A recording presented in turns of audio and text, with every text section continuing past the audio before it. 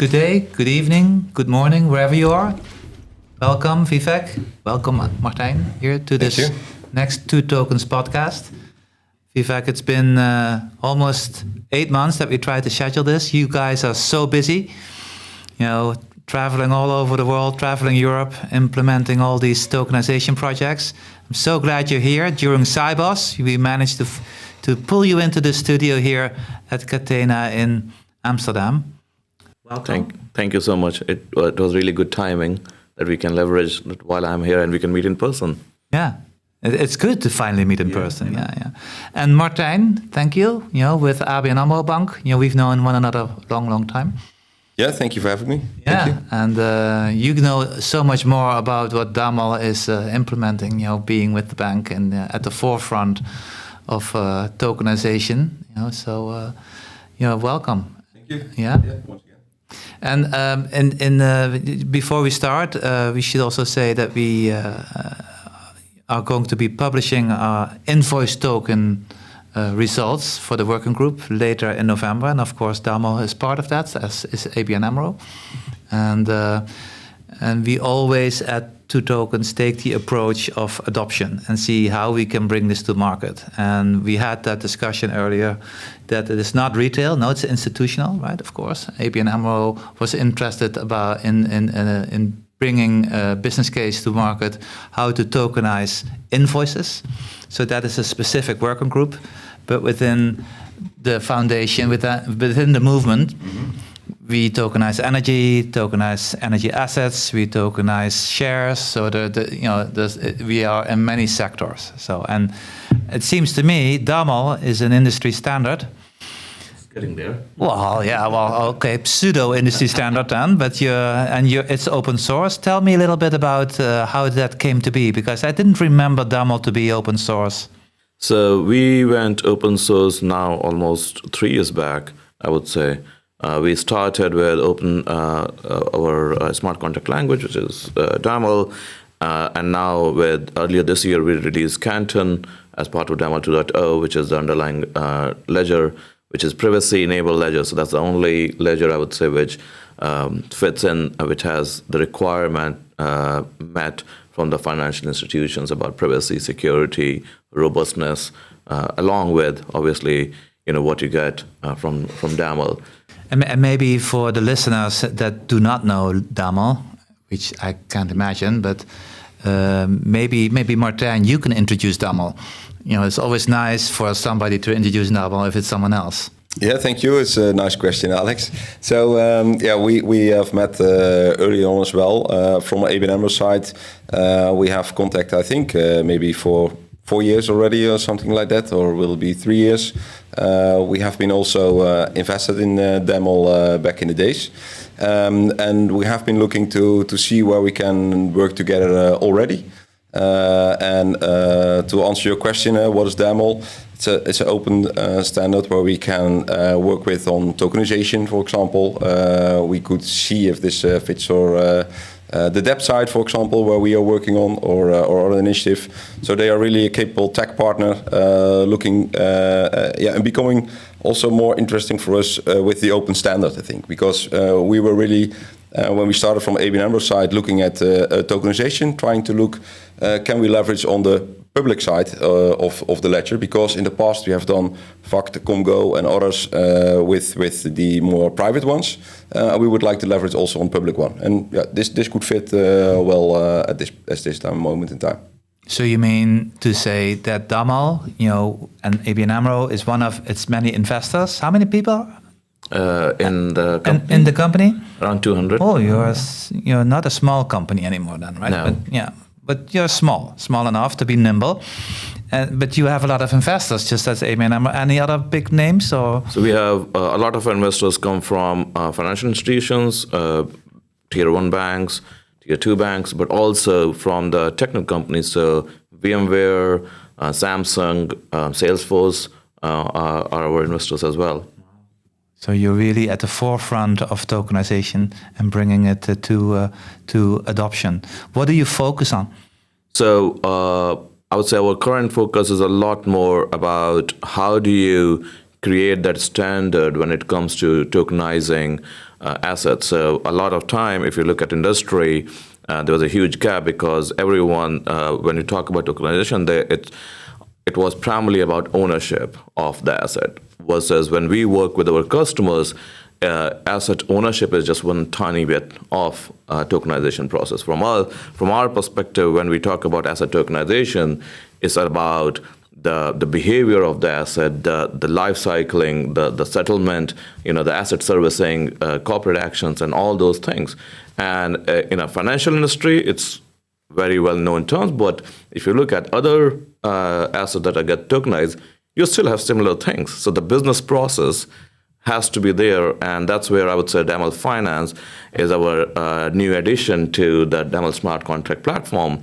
What it enables our client to go from 0 to 1 very, very quickly, because we expect that 80% of the work that you need to do when it comes to tokenizing asset, it is taken care of. And you talk about standardization, and I was saying that we are getting there. From our perspective, standardization is not just for the sake of creating a standard. If you look at the history of financial market, like for example, fixed protocol, we had Fidelity and Salomon Brothers. They started to use that information to do electronic trading. So those are the first few transactions that went on fixed protocol. But then the industry started to use it, and that's when it became a standard. The same way we see Daml Finance becoming a standard by adoption. We are working with many big names in the industry, your FMIs, exchanges, banks, and we collectively, what our thought was that this is how asset tokenization should be, that is becoming more and more standard because of adoption. So what kind of assets? Any asset? You can pretty much actually tokenize any asset. So we have clients who have tokenized bonds, who have tokenized structured products. We have on the insurance side, so annuity. We have clients who have done carbon credits, natural gas, precious metals.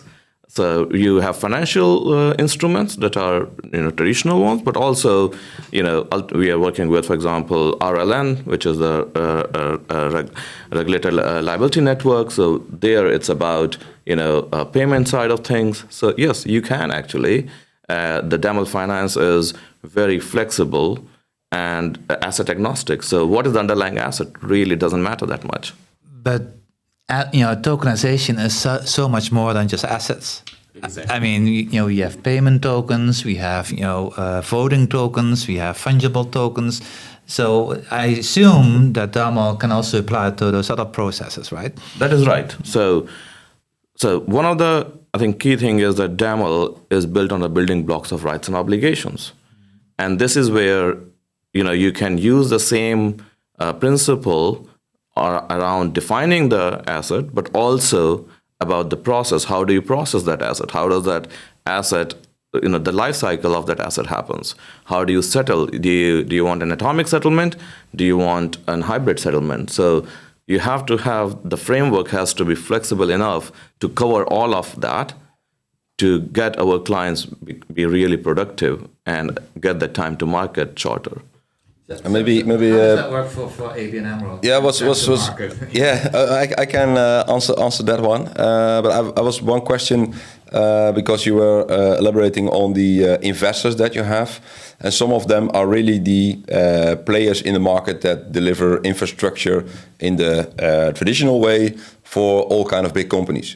How are they using? Are they seeing Daml as kind of layer 2 and they are the layer 1, or how can we see that? So this is a great question.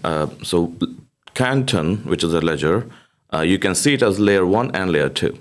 So the way it is designed is that a lot of time, when we talk about clients about use cases, everyone wants. So the real value comes about when you have a node and I have my node, and if we are doing transaction to each other, we are looking at the same single source of truth, right?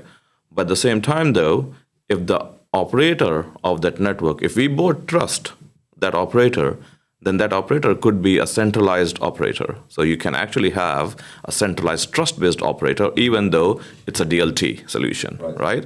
Now, in other case, you might have that, there has to be a consortium. So you will have like 3 or 4 operators. So what Canton does is that it gets complemented by underlying blockchain in such situations. So this is where it's not just, at times it can be layer 1, and at times it can be layer 2. Okay. Yeah. No, this relates maybe also to the answer I could give in your question about the timelines, etc. I think we see at this moment also some peers coming to the market with all kind of deals. We are, as ABN AMRO at this moment, for tokenization, working with our markets and debt capital markets department, not only in the Netherlands, but of course also in Germany. And what we see is that we need some time to go through all kind of hoops with the regulator, of course, but also with law firms, with our clients and internally. The tech is most easy part. So it's more about getting everyone in the same room and have the same understanding of what we are doing. By doing so, we have managed to execute, for example, a secondary trade with the European Investment Bank token, which was issued on public Ethereum. So we bought that and we sold it. And this was key for also our operations department to see that we can connect this EIB token on Ethereum with our internal systems. So there you come also on those different layers. So we have an ISIN code for the Bloomberg side, and we have an Ethereum Ether address that we can look up on Etherscan or something else. So that was really a nice case. And besides that, we are also working on experiments with some of our clients.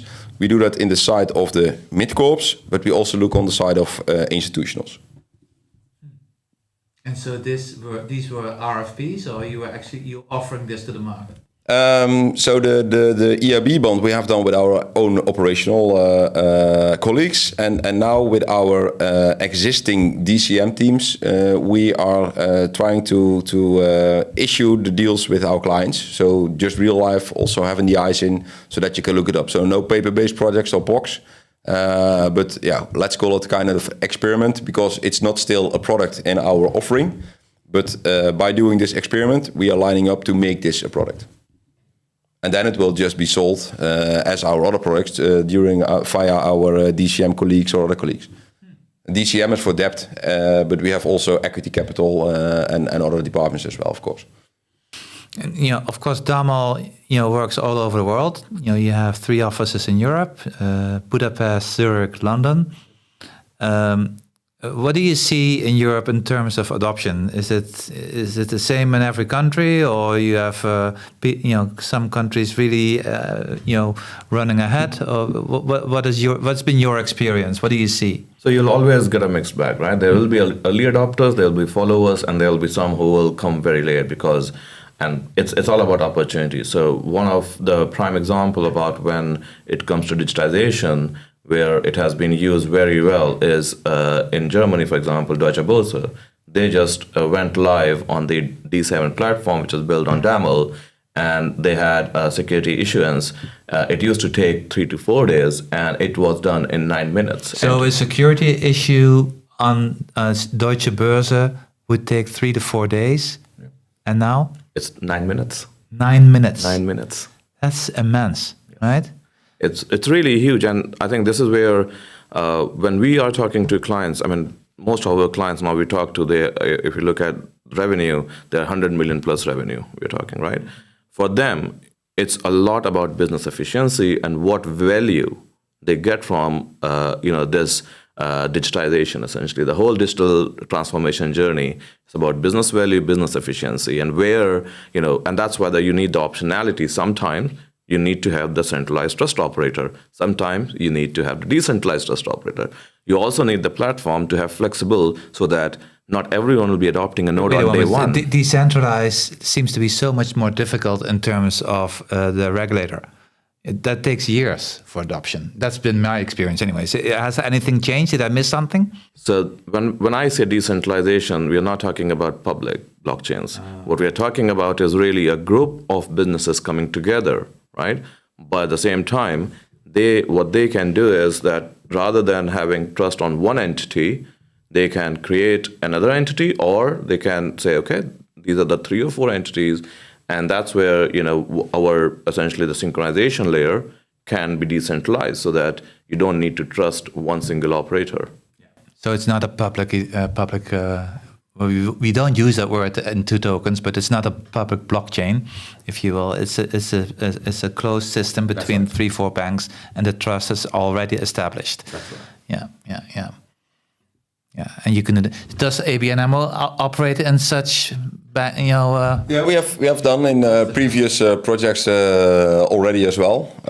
We are now also looking more on the open side, mainly also because we have seen that some of those protocols have matured. Of course, there are still questions, but I'm working for strategy and innovation on the digital asset team. So we are really looking also what kind of new tech can we implement, and within our business lines itself, they could also see what can we optimize. So there's a different take of what you can do. Of course, at the moment that we see that maybe the opened ones are still not suitable of doing some transactions, or that our clients have doubts about security or something else, we could easily pivot. But we have our own DLT team who has been there since 2013, and they have experience in looking at protocols, etc. So we would like to leverage on that one at this moment. I mean, this is really a good point that you made, because if you look at, and this is our experience, why we actually created Canton, right?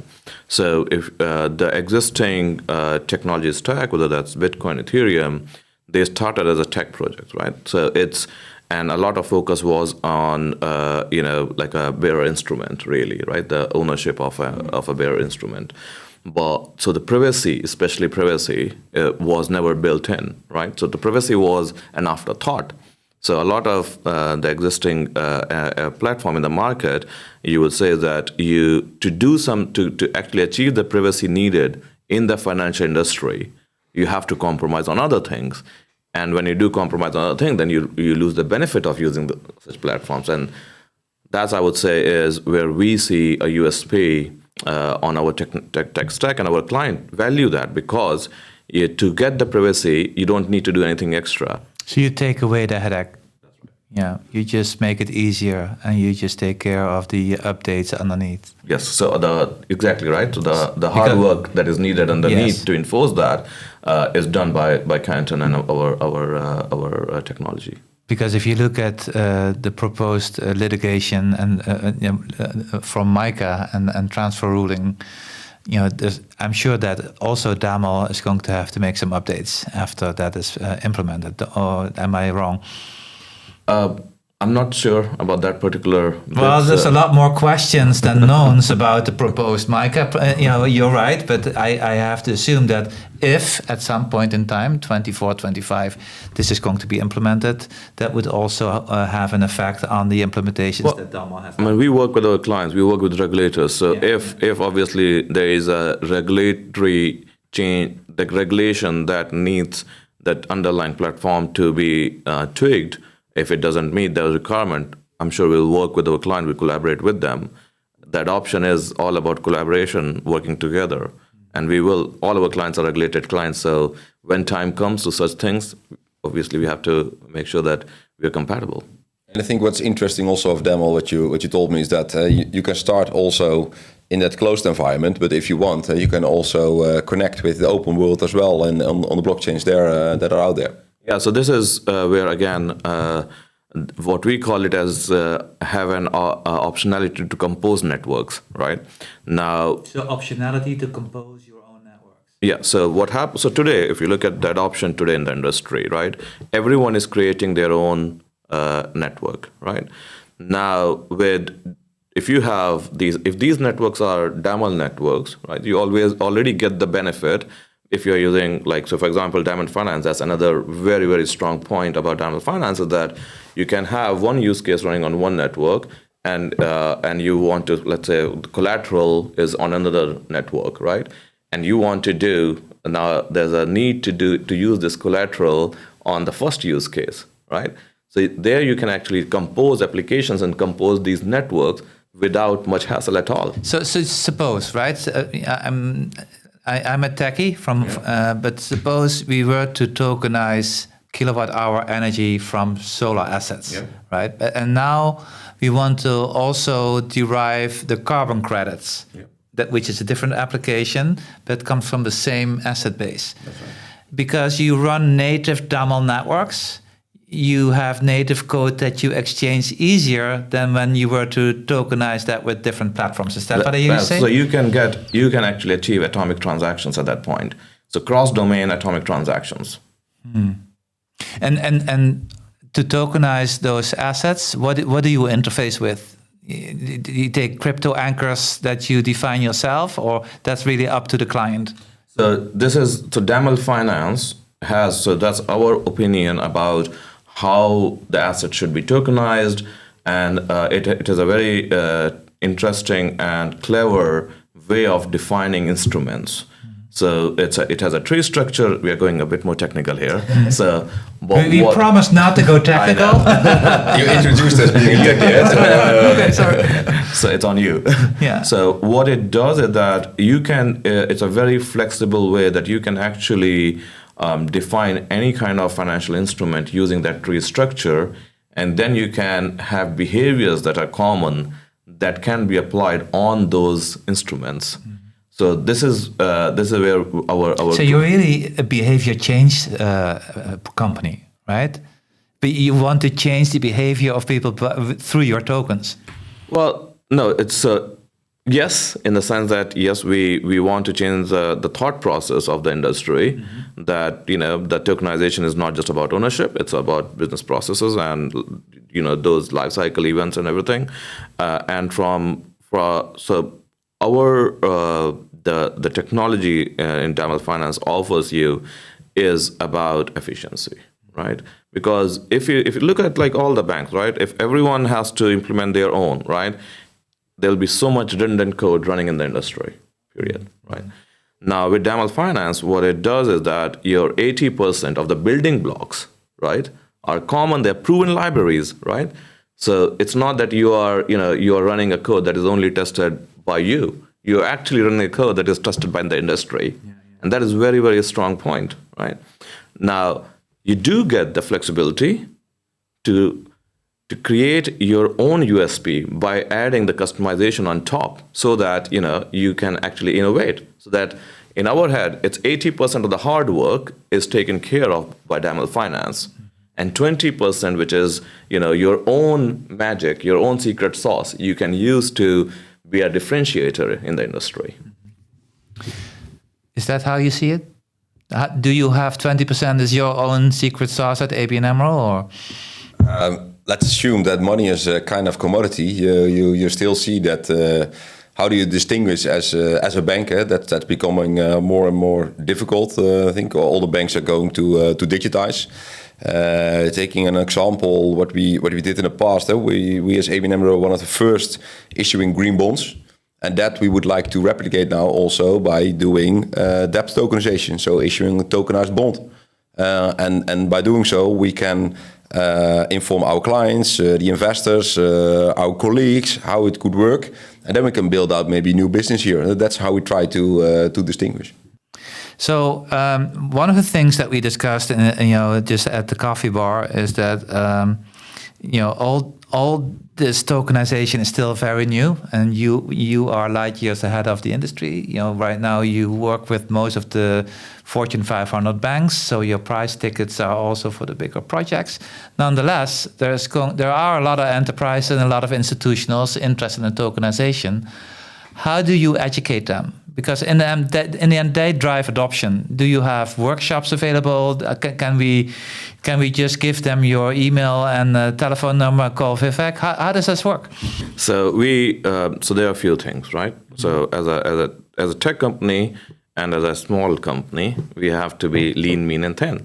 So we want to be very efficient. So we do have our dev relationship team. They often we have a lot of material online. We often do webinars. We produce a lot of content on that education. We also have a very thriving community around Daml. So if you go to on our website, there's a Daml forum where it's like a Stack Overflow for Daml, and so you can ask questions. You get a lot more help, and we are very passionate about that because again, we will only become a standard if we have that option. So we live by the 4 I's at 2Tokens. Martijn knows this, he can dream it, but so we can inform our audience about tokenization, and either they get it or they don't.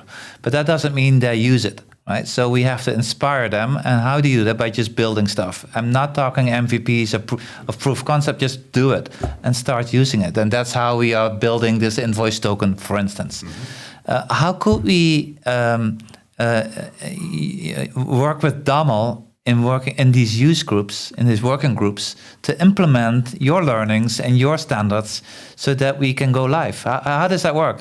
Because the way I see it, you work with all the big banks, Deutsche Boerse, which is great, multi-year, big $1 million contracts, but we have to start small somewhere. How do we bring your knowledge, your learnings to the audience and to the bigger 2Tokens community?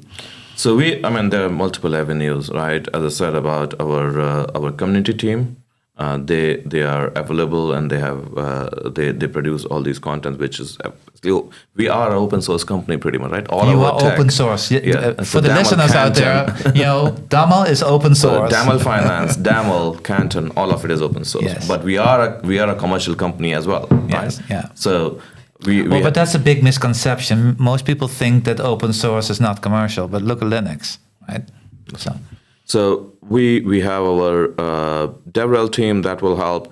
We have also a huge partner network. So if you think about the system integrators of the world, so we have partners who are very big, like Infosys, Accenture of the world, as well as we have smaller companies as well. So a lot of our partners also help those smaller businesses to get them going on Daml. And the other aspect is that we do have Daml Hub, which essentially you can use it today for free. It's a hosted environment, so you get essentially a ledger, and you build your Daml models, you build your UI, and any other automation that you need to do, and you can go live in 5 minutes.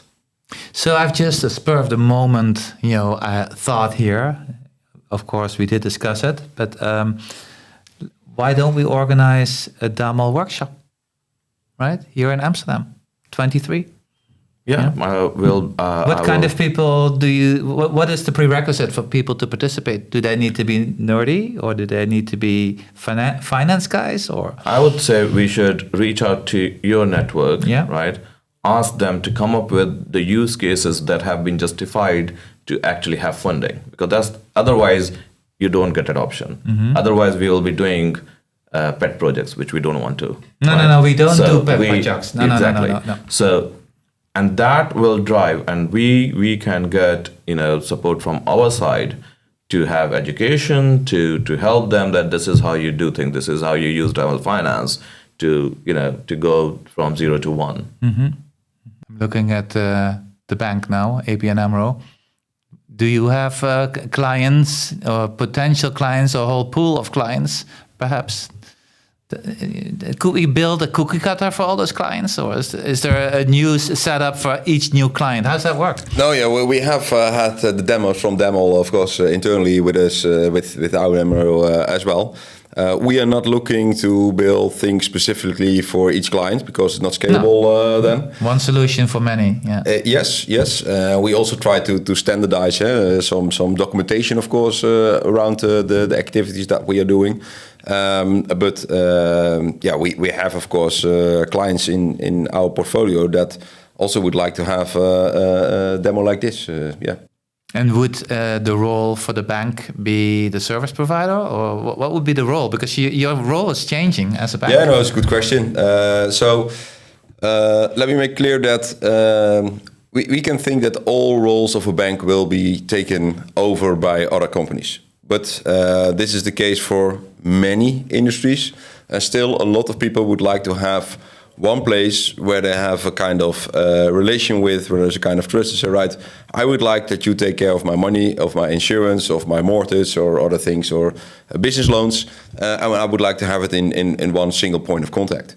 And in that model, and especially if we look to our clients on the institutional and big corporate side, there the people really like to have just one bank or a consortium, but that take care of those activities. So although with all kind of new tech, people can do it themselves, we don't think that all of our clients are looking for that. Of course, we will see, and that's always in the publicity. The first that will do tickets themselves with the technology, that's fine. But after that, we will get also a lot of requests. Can we be of help, left or right? I think we have an appointment for next year, seems like. Before we do next year, however, we will have a roundtable in November. And you're invited to be part of that. Thank you so Actually, much. I would expect you to be part of that. And more about that It's later. a friendly request. That's a friendly request. Yeah, you've been appointed as a volunteer, right? And we'll be doing that with our partners. We're coming to the end of this podcast.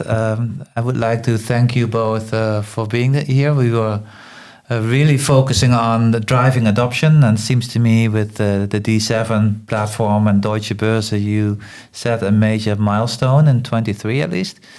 Let's see how in the next 2-3 years we can, drive more adoption and bringing together the other institutional players.